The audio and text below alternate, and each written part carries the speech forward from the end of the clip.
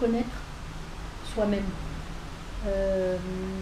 Et de se connaître, mais sans fioriture, sans concession, chercher au fond de soi-même ses capacités, sa personnalité intime, pour être en accord avec soi-même. Parce que quand on est en accord avec soi-même, on peut être utile au monde.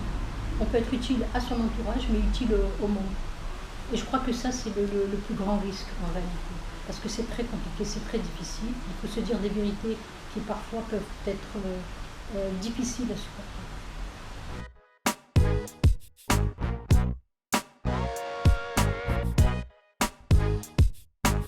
Ça, je ne saurais pas, honnêtement, je ne saurais pas répondre à cette question. C'est une question que je me pose tout le temps. Pourquoi je suis assez curieuse parce qu'on me pose toujours la question vraiment des questions philosophiques que tout le monde se pose à un moment donné dans sa vie. Moi, ça m'a traversé quand j'étais gamine, ça m'a traversé quand j'étais ado, ça m'a traversé dans ma vie de femme adulte. Certainement que ça va m'accompagner jusqu'à la fin de ma vie.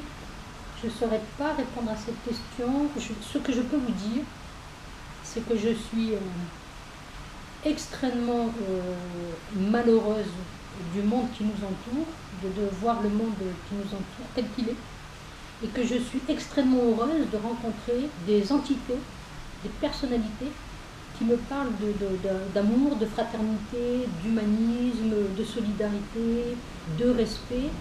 Et je me dis qu'il y a encore de l'espoir, et à chaque fois je me dis mais c'est merveilleux.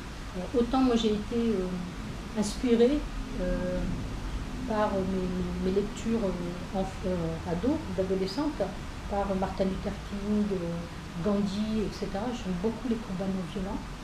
Et autant je me dis que, évidemment je ne les ai pas rencontrés directement, qu'à travers les livres, donc leur philosophie, leurs messages m'ont parlé, m'ont traversé, m'ont ému et m'ont fabriqué aussi.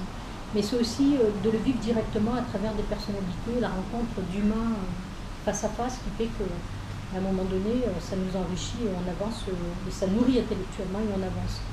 Mais répondre à cette question, je crois que je ne saurais jamais répondre. Jamais.